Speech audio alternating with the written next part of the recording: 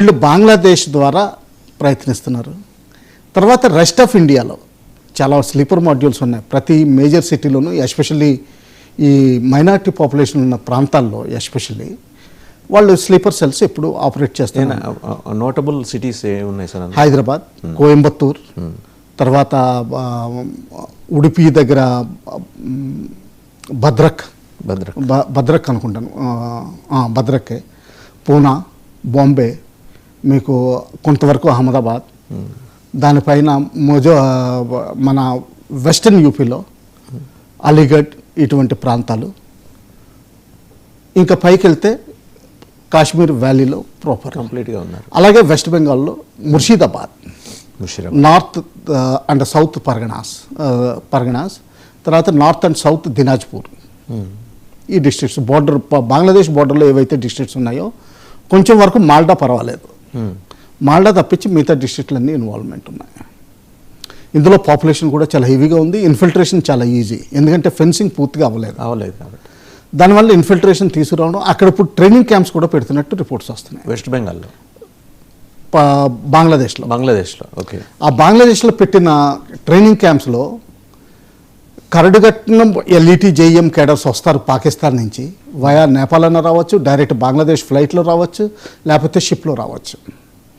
వీళ్ళతో పాటు local క్యాడర్స్ని training ఇచ్చి, లేకపోతే ఇండియా నుంచి అక్కడ తీసుకెళ్ళి అక్కడ ట్రైనింగ్ ఇచ్చి మళ్ళీ తిరిగి పంపించి రెస్ట్ ఆఫ్ ఇండియాలో ఎక్కువ చేసే అలవాటు అది.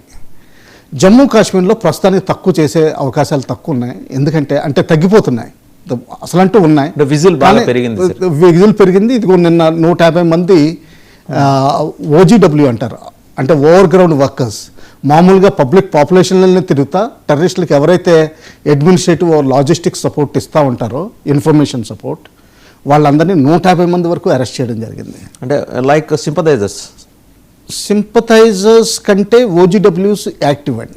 అంటే లాజిస్టిక్ వర్క్ కూడా చూస్తారు, లాజిస్టిక్స్, ఇన్ఫర్మేషన్, ఇంటెలిజెన్స్ టెర్రరిస్టులకు వచ్చిన తర్వాత ఎక్కడో దొరికిన షెల్టర్ తీసుకుని ఉంటారు, ఒక ఇంట్లో ఉంటారు, లేకపోతే అండర్ గ్రౌండ్ బంకర్స్లో ఉంటారు, లేకపోతే హిల్లీ ఏరియాస్లో ఉంటారు, రిమోట్ విలేజెస్లో. బంకర్స్ కాశ్మీర్లో వాళ్ళు నిర్మించుకున్నారు, ఏర్పాటు చేసుకున్నారండి. బంకర్స్ అంటే అండి ఇప్పుడు మనం ఇదేంటిది అండర్ గ్రౌండ్ అంటాం కదా, అంటే బేస్మెంట్ అంటాం మనం. ఇప్పుడు హైదరాబాద్లోనే చాలా బేస్మెంట్లు ఉంటాయి, -2 ఫ్లోర్స్ ఇవన్నీ, అటువంటి వాటిల్లో ఉంటారు జనరల్గా, ఎవరు వెళ్ళనిది అటువంటి వాటిలో పార్కింగ్ స్లాట్స్ టైపు.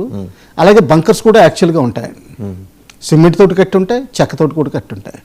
ఒక్కోసారి ఎంత వీలుగా ఉంటుందంటే మామూలుగానే మన ఆ రూమ్లోకి వెళ్ళి మొత్తం సెర్చ్ చేసినా కానీ దొరకరు, ఆ చెక్క వెనకాల ఎక్కడో మొత్తం మీద అటక మీద దాక్కుని ఉంటారు, అటక మీద మొత్తం షెల్ఫ్లో చేసేస్తారు, మొత్తం కమ్యూనికేషన్ ఎక్విప్మెంట్ అన్నీ ఉంటాయి, అల్ట్రా మోడర్న్, వాళ్ళకి భోజనాలు సప్లై ఇవన్నీ కరెక్ట్గా చేస్తూ ఉంటారు. ఆ విధంగా వాళ్ళు ఆర్గనైజ్ బాగా చేసుకుంటారు, వాళ్ళకి ఇన్ఫర్మేషన్ ఇవ్వాలి. ఏ జిల్లాలు సార్ కాశ్మీర్లో ఇవి? కాశ్మీర్లో మీకు బేసికలీ బారాముల్లా ఒకటి, తర్వాత బారాముల్లాలో సోపూర్ అన్నది గిలానీ గారి హోమ్ ప్లేస్ కాబట్టి అక్కడ బాగా స్ట్రాంగ్. తర్వాత బడ్గాం కొంచెం తక్కువ, శ్రీనగర్ దగ్గరలో ఉండడం, తర్వాత ఒమర్ అబ్దుల్లా గారి కాన్స్టిట్యున్సీ అది కొంచెం తక్కువ ఉంటుంది. ఇక సౌత్కి వస్తే పుల్వామా, అనంతనాగ్, ఈ 2 జిల్లాలు ఏమవుతుందంటే కొండల దారులు ఉంటాయి, ఇటు పూంచ్కి పుల్వామాకి యాక్సెస్ దొరుకుతుంది, అటు అనంతనాగ్ ఇదైతే కొండల్లోకి వెళ్ళిపోతుంది. దాని తర్వాత లే లడాక్ కొండలు చాలా తీవ్రంగా ఉంటాయి కాబట్టి పట్టుకోవడం చాలా కష్టం అవుతుంది.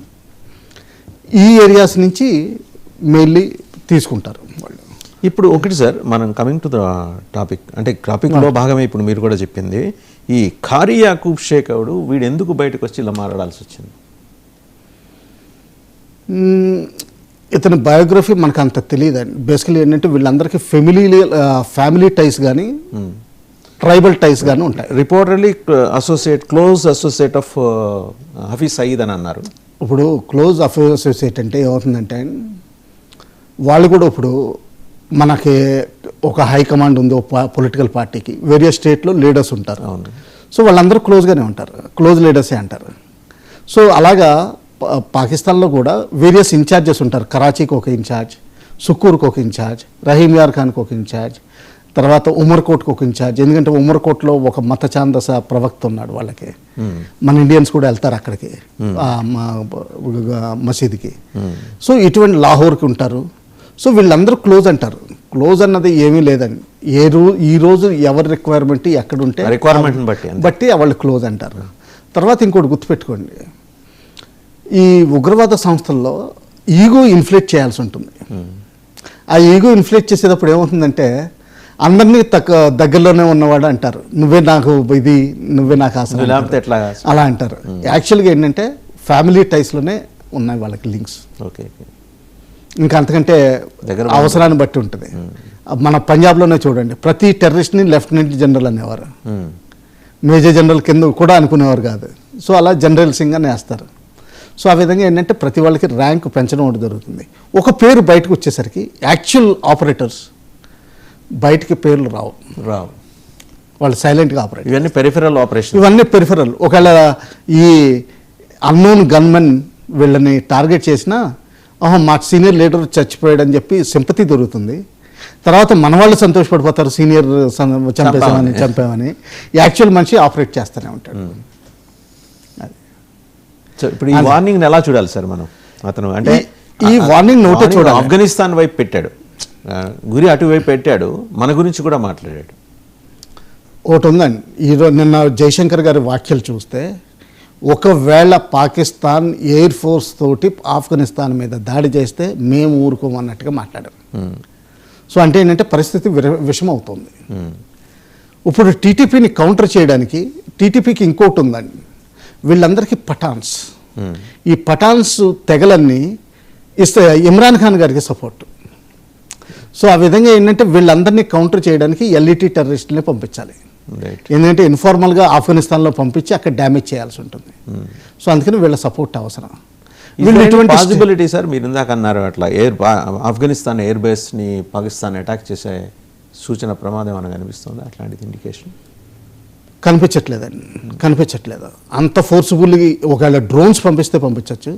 1 or 2 ఎయిర్ స్ట్రైక్స్ ఎక్కడైతే స్థావరాలు ఉన్నాయనుకుంటున్నారో, టీటీపీ స్థావరాలు ఉన్నాయనుకుంటున్నారో అక్కడ చేయొచ్చు. ఇంకా మిగతా వాళ్ళది చేయలేరు. సివిలియన్స్ అకామిడేషన్స్ ఉన్న చోటకి సివిలియన్స్ అకామిడేషన్ కాదండి, పాకిస్తాన్కి కొలెటరల్ డ్యామేజ్ మీద ఎప్పుడూ బాధ్యత తీసుకోదు. సో వాళ్ళకి సివిలియన్స్ పోయారన్నది బాధ ఉండదు. వాళ్ళకు ఉన్నది బాధ ఏంటంటే ఈ తాలిబాన్ నిజంగా సీరియస్గా తీసుకుంటే వేలాది మంది వచ్చి వెపన్స్ లేకపోయినా దాడి చేసేయడం మొదలు పెడతారు తాలిబాన్స్. ఇది సెకండ్ థింగ్ ఏంటంటే వీళ్ళకి ట్రైబల్ ఎఫిలియేషన్స్ విపరీతం. ఇమ్రాన్ ఖాన్ గారిది నియాజీ ట్రైబ్, అది చాలా ఫెరోషియస్. వాళ్ళు బేసిక్గా ఇస్లాంలోనే ఒక ట్రైబ్ అయింది. ఒక ట్రైబ్ ఇస్లాం తీసుకుంది, నేను ఆ విధంగా అంటాను. అంటే వాళ్ళు నిజంగా ఇస్లాం తీసుకున్నారు కానీ వాళ్ళ ఒరిజినల్ ట్రైబల్ క్వాలిటీస్ అన్నీ ఉన్నాయి, అవి ఇంటాక్ట్ ఉన్నాయి. అక్కడ కూడా ఇస్లాంలో కూడా ఇప్పుడు పాకిస్తాన్లో కూడా చాలా క్యాస్ట్ సిస్టమ్ నడుస్తుందండి. చౌదరీస్ వేరు, రాజ్పూత్స్ వేరు, తర్వాత ట్రేడ్స్మెన్, అంతకుముందున్న schedule caste and schedule tribes ఇప్పుడు ప్రస్తుతం ఏవైతే అంటున్నామో అవి వేరు.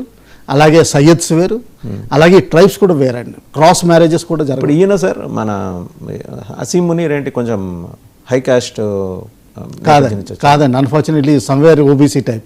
ఈయన జలంధర్ నుంచే వెళ్ళారు మైగ్రేట్, వీళ్ళ పేరెంట్స్ జలంధర్ నుంచే మైగ్రేట్ అయ్యారు. ఇక్కడ వాడే బేసికలీ ముషరఫ్ కూడా ఇక్కడ వారే, వీళ్ళకి ఎక్కువ ఉంటుంది. అయితే ఏమైందంటే జియా టైంలో ఫండమెంటలిజం చాలా ప్రోత్సహించారు ఆర్మీలో. యాక్చువల్గా బుక్స్ ఇచ్చి చదవమనేవారు.